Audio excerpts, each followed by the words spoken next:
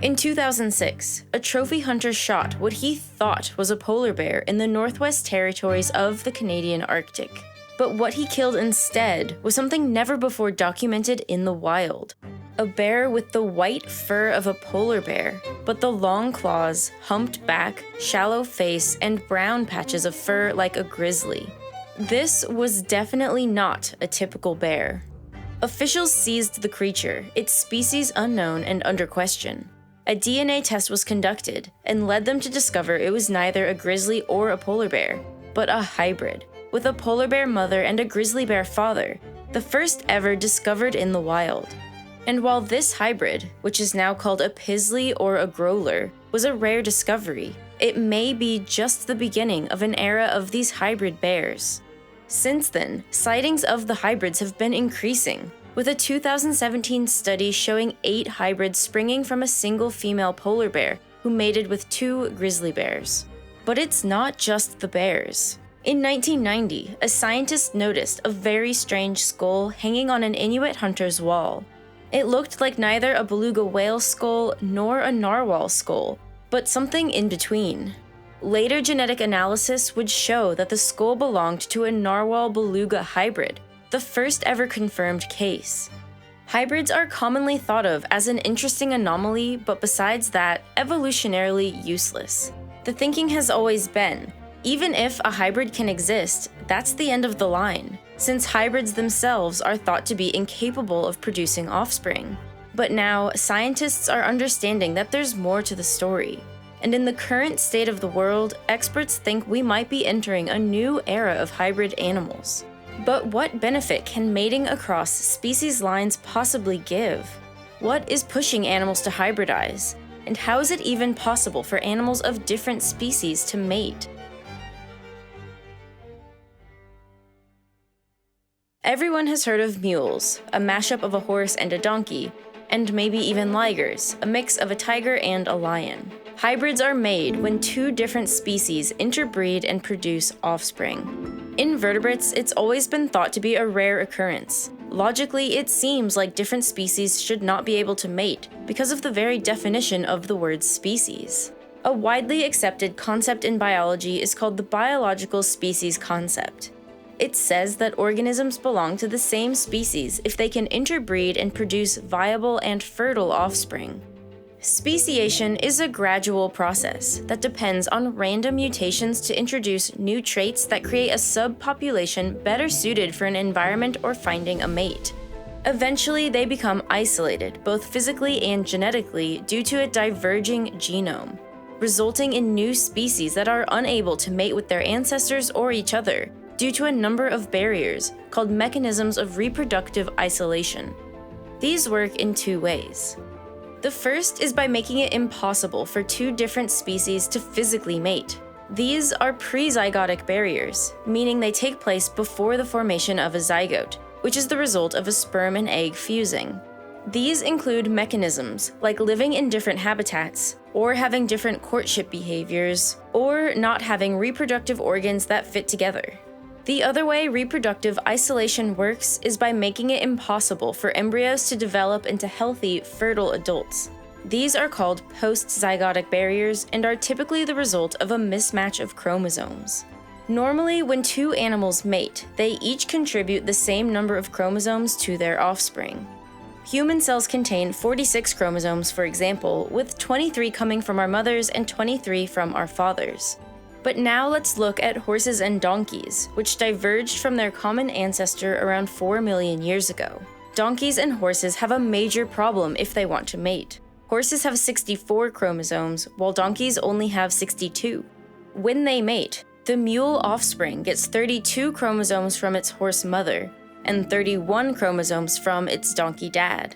This is close enough to create a living animal, but not close enough for it to ever have its own offspring. For a male and female mule to produce their own offspring, they would have to produce gametes. To form gametes, the chromosomes need to pair up, which requires genetic similarity between the chromosomes, and the same number of them. Donkey and horse DNA is similar enough for some pairing of the chromosomes, as is the case with pairs 1 through 13, and horse chromosomes 14 to 19 and donkey 25 to 30. but the rest have no direct homologs in the other species, making the cell division that creates haploid gametes impossible. Because of reasons like this, for a long time, researchers considered the hybridization of animals in the wild a fluke, having little significance in the big picture of evolution.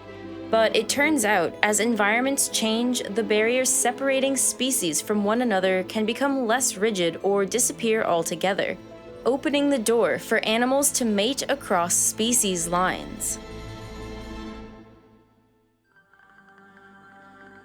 Genetically, post-zygotic barriers can be broken if two species diverged recently enough in the tree of life. Horses and donkeys diverged around 4 million years ago, and in that time, their genetics drifted to a point where they could mate, but their chromosomes no longer aligned. For most animal combinations, even getting that far is impossible. But grizzly bears and polar bears only diverged around 150,000 years ago. This means their genetics have not had a chance to drift as far. They each still have 74 chromosomes, and enough genetic similarity that the two species can mate and produce viable, fertile offspring. As for the narluga, we don't know if it would be able to produce viable offspring. But both narwhals and belugas have 44 chromosomes, so it may indeed be possible.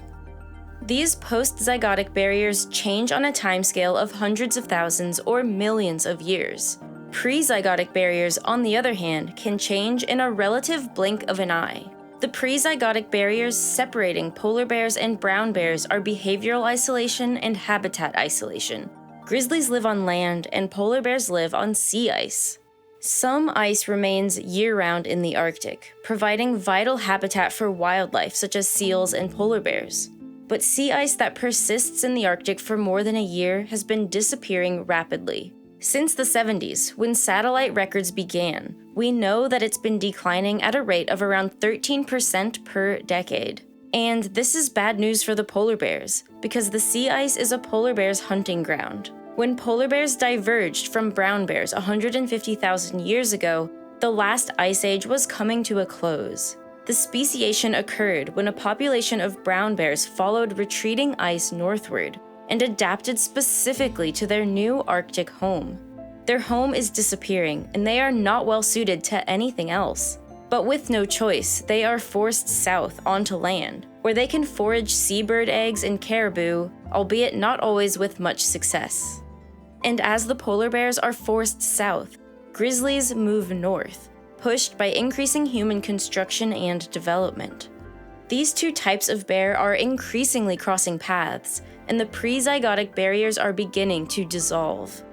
For other animals, like narwhals and belugas, changing sea ice patterns may be affecting their mating behaviors too.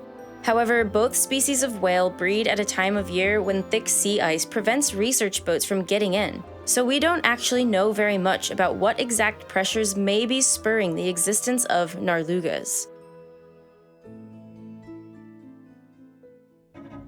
We can see how circumstances may push certain animals together, but besides just an increase in chance encounters, there may be a deeper reason hybrids are popping up in the world more and more. With new species come new survival tactics. Some, such as narlugas, carve out their own ecological niche, one that is different from both of their parents. Belugas have 40 teeth, for example, and narwhals have none.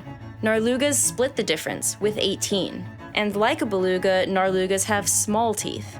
But like a narwhal's tusk, these teeth are twisted. And this is thought to be the reason why narluga don't feed on the same stuff as their parents, like fish, octopuses, and shrimp found in the middle of the water column, but instead feed off the bottom of the ocean, like walruses do. As environments change, this new ability could unlock an underutilized food resource in that area. Pizzlies, too, have advantages that their parents do not. Polar bears are struggling to survive without their usual hunting grounds, and their population is expected to decline by over 30% in the next 30 years. Their skulls and teeth are built for a very specific food source that's hard to find in their new home: blubber. Pizzlies, on the other hand, may have inherited some useful traits from grizzly bears, which are able to eat pretty much anything. Grizzlies are formidable scavengers with diets that consist of insects, a variety of plants, roots, tubers, grasses, berries, rodents, fish, carrion, along with other meat sources. Generalist animals like grizzlies are the best survivors of rapid change to their environment, not highly specialized apex predators like polar bears. So inheriting these generalist traits could make Pisleys the new king in the north. And this may mean that a polar bear lineage may only be able to live on within the hybridized Pisleys, even as pure polar bears are pushed closer to extinction. And in yet another sad blow to polar bears, their hybrid versions may accelerate the decline of their purebred relatives, outcompeting them even further, and with hybrid offspring replacing purebred offspring. Losing polar bears is undoubtedly a terrible tragedy, but Pisleys may be a necessary compromise given the current warming trends. But as depressing as the plight of the polar bear is, hybridization is not always a sad last resort. It can also increase biodiversity by creating more species, like in the case of the African cichlids.